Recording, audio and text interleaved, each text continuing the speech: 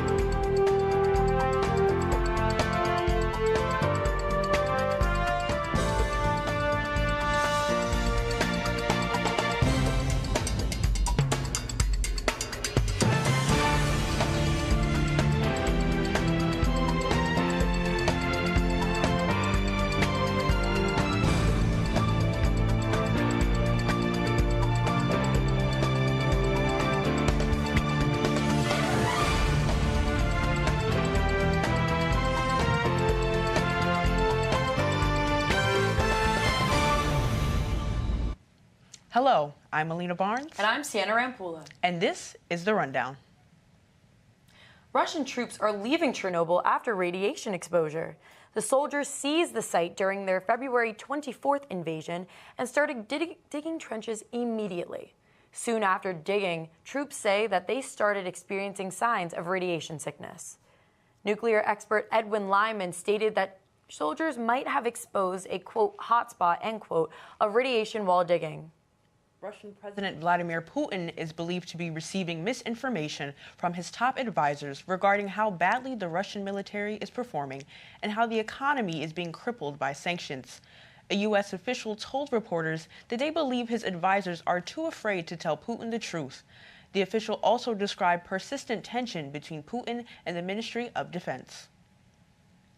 U.S. defense officials and NATO are sounding the alarm that Russian forces appear to be regrouping.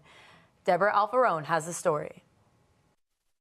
After the Red Cross said Russia agreed to a safe corridor. People are living in sheer terror. The United Nations Human Rights Council says it's investigating whether Ukrainian civilians are being forcefully moved to Russia or Russia-controlled territories. When some of these parents are killed by the Russians, the children are sent to Russia. I think we should get more evidence and documentation about that. The Biden administration slapped new sanctions on dozens of Russian tech companies and networks that could be used to evade existing sanctions. Meanwhile, Moscow disputes U.S. warnings that Russian President Vladimir Putin is being misled on how poorly his military is performing. I'm not saying this with a certainty. He seems to be self-isolated, and there's some indication that he has fired or put under house arrest some of his advisors. Ukraine's President Volodymyr Zelensky addressed Dutch and Belgian lawmakers, repeating calls for a no-fly zone and more weapons in. Deborah Alfarone, CBS News, the White House. Coming up, the Florida GOP threatens privileges over the Don't Say Gay opposition.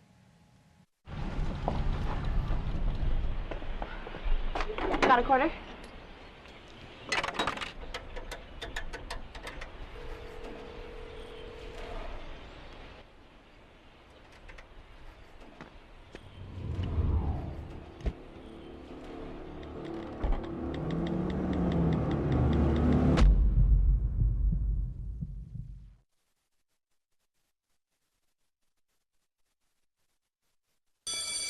Open up your books to page 360. Did you just look at your phone while you was in class?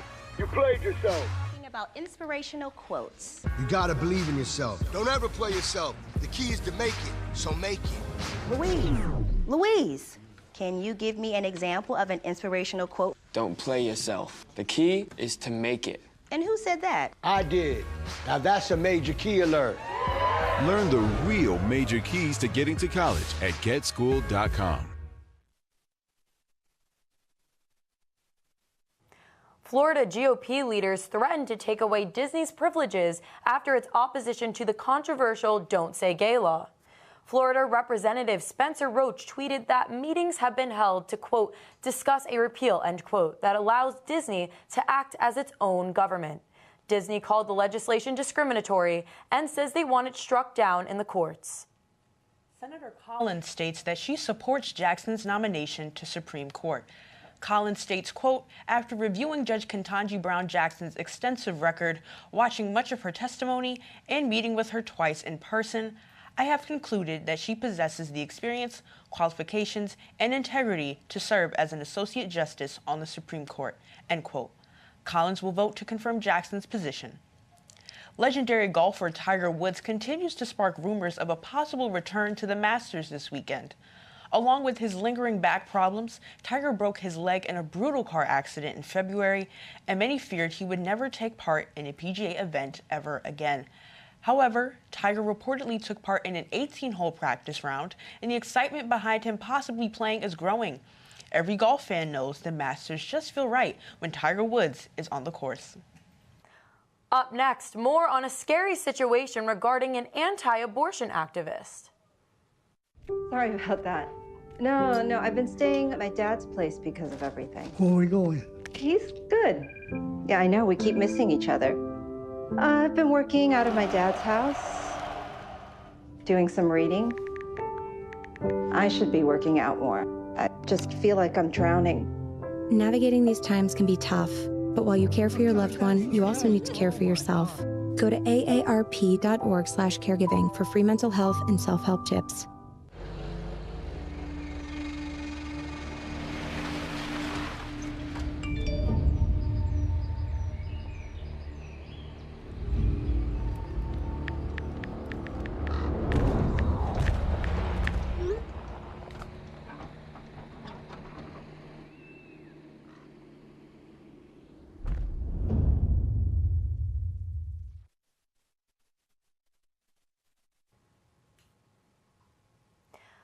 A tornado strikes the Florida Panhandle and kills 2 people. At least one tornado was reported before sunrise northeast of Panama City. Trees fell on roads and threw debris across fields. 2 people are injured, but their condition is unknown. This storm system is the same one that brought tornadoes to Texas and Louisiana. This severe weather is expected to travel up the East Coast Thursday night. An anti-abortion activist in Washington, D.C. was indicted this week as police discovered 5 fetuses at her home. Lauren Handy, along with 8 others, is accused of felony conspiracy against the right for a blockade inside a D.C. abortion clinic in October of 2020. Officers discovered the fetuses when they raided Handy's home to investigate a tip about a potential biohazard material at the residence. Handy declined to comment on why the fetuses were in her home. Let's head on over to Katie for the latest in entertainment. Thanks, Sienna. The drama surrounding the infamous altercation at the Oscars between Chris Rock and Will Smith continues. The weekend at the award ceremony, Rock was presenting the award for Best Documentary Feature when he made a joke about Jada Pinkett Smith's shaved head. Smith, who has been diagnosed with alopecia, was visibly upset by the comment. Her husband, Will Smith, proceeded to walk on stage and slap Chris Rock in the face. About 40 minutes later, Smith received the award for Best Lead Actor. Since the incident that is being coined the slap heard around the world, Will Smith has apologized to the Academy and Chris Rock, saying, "I was out of line and I was wrong, and that violence in all forms is poisonous and destructive." The Academy reportedly asked Smith to leave after the incident, but he refused. Their investigation into the situation is still ongoing. Bruce Willis is stepping away from acting after his family announced he has been diagnosed with aphasia. This brain disorder affects a person's ability to communicate and understand written and spoken language. The joint statement from his children, his wife, and his ex-wife says, "This is a really challenging time for our family, and we are so appreciative of your continued love, compassion, and support."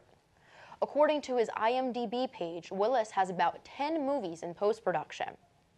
Singer Taylor Swift is receiving her honorary doctorate degree in fine arts from New York University. In addition to her achievement, she will be giving a commencement speech to NYU's class of 2022 on May 18th. The ceremony will also honor the classes of 2020 and 2021 whose commencements were impacted by the COVID-19 pandemic. Back to you at the desk. Thank you so much, Katie. Stay tuned, everyone. Next up, we have the weather. Well, Thomas, you've got prediabetes. But with more exercise and a change in diet, it can be reversed. I've tried exercising. It just makes me hungry for bacon.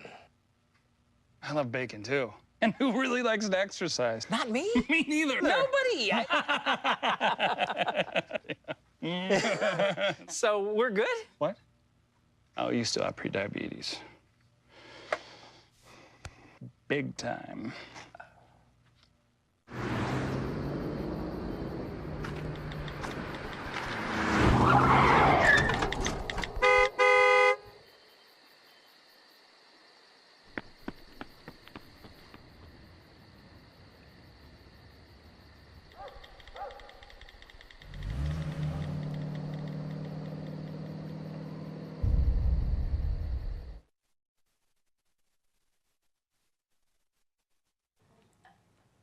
Dr. Joshua Koren is named Family Medicine Educator of the Year at Rowan University. The award given to Dr. Koren is for someone who exemplifies the highest of standards in family medicine teaching and makes efforts to advance the academic achievements of their students. Dr. Koren is the Associate Dean of Clinical Affairs and a Professor of Family Medicine. He adds this to his list of prestigious achievements. Rowan University's Faculty Research Day took place yesterday and highlighted investigations related to the wind energy industry. The event featured guest speakers from the New Jersey Economic Development Authority and energy companies Ørsted and Attentive Energy. Jen Becker, Managing Director of Wind Institute Development for the NJEDA, says the offshore wind energy industry is a critical part of the state's strategy for combating climate change. Now, Matt Lubicki breaks down the top 10 NBA plays from last night's games. I'm Matt Lubicki, and this is last night's top 10 plays around the NBA. Starting off with number 10, we've got the big man Mason Plumlee of the Hornets showing off the dribble moves, couple in between the legs, couple spin moves, out to LaMelo Ball, and he drills the three. LaMelo drilling threes all year, but we don't see this out of Plumlee quite often, showing off the dribble moves. Hornets ultimately win 125-114. On to number 9, Luka Doncic with the beautiful behind-the-back pass to Dorian Finney-Smith. Finney-Smith hits the three. Mavericks, this is how they score. Doncic facilitating for them all year. On to number 8, we've got Marcus Smart taking advantage of the P.J. Tucker turnover, behind-the-back pass to Jason Tatum. That's what Smart does best. He's known as one of the best defenders in the league and takes advantage of moments like that. On to number 7, Luka Doncic once again putting on a masterclass of dribble moves, going all the way, and then the beautiful over-the-head pass to Maxi Kleber, drilling the three. Luka is one of the best dribblers in the league and puts it on full display there. Number 6, now we have Luka once again making Moses Brown look absolutely silly, turns him around. We look at this again. Pump fake, another pump fake. Moses Brown turns completely around and just drops it in right over him. Now we have Chris Dunn of the Portland Trailblazers going all the way, but is stuffed at the rim by Larry Nance Jr. Pelicans ultimately win the game 117-107. Number 4, we got Luka once again, but surprisingly misses the shot. Finney-Smith gets the tip and slams it down on Moses Brown. A tough night for Moses Brown tonight. Mavericks pulling highlight after highlight on them. And now we go to number 3. This is how the Hornets win right here. Look at this ball movement. LaMelo to P.J. Washington, down to Miles Bridges for the slam. The windmill dunk, one of the best dunkers in the league, and he continues to put it on display. Now we have number 2, Davion Mitchell of the Sacramento Kings. He's going all the way in. No regard for the Houston Rockets, slamming it over 2 Rockets. Davion Mitchell, promising young star in this league. Now for last night's number 1 play, Josh Christopher gives Jalen Green the lob. Jalen Green goes all the way up, gets it, and slams it down. Kings ultimately win 121-118. Now we're going to send it back to you, Melina. Coming up, this week's weather report. Maybe you can make retirement happen. After all, you made this vacation happen. Double points with every purchase? Cleverly merging promotions. Love it. Cross-referencing travel sites. And booking all your flights with those... Vouchers. I got us bumped. They were like, oh. But now they're like... Aloha. You aced this vacation. Now get the tips you need to get on track at aceyourretirement.org.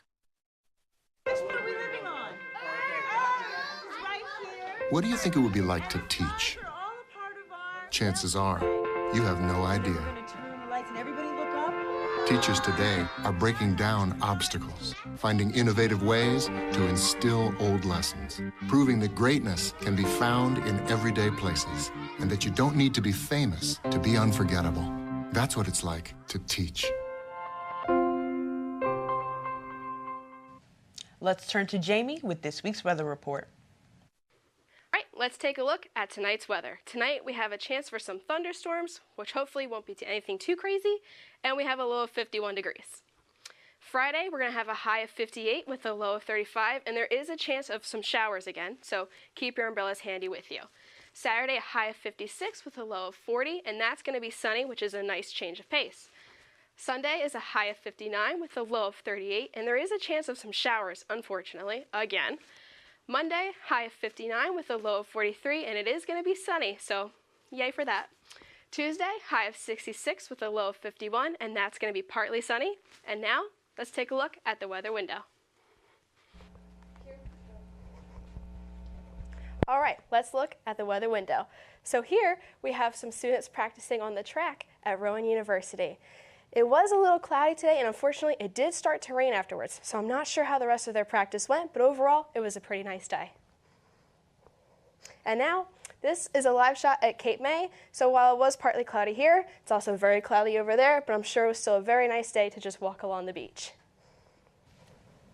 You know what they say, Melina, April showers bring May flowers, and that is literally what we've been seeing. April Fool's is tomorrow. We've been seeing a lot of clouds. Yes. Oh, I could say it's horrible, but I do love flowers. Yeah, New Jersey's unpredictable weathers.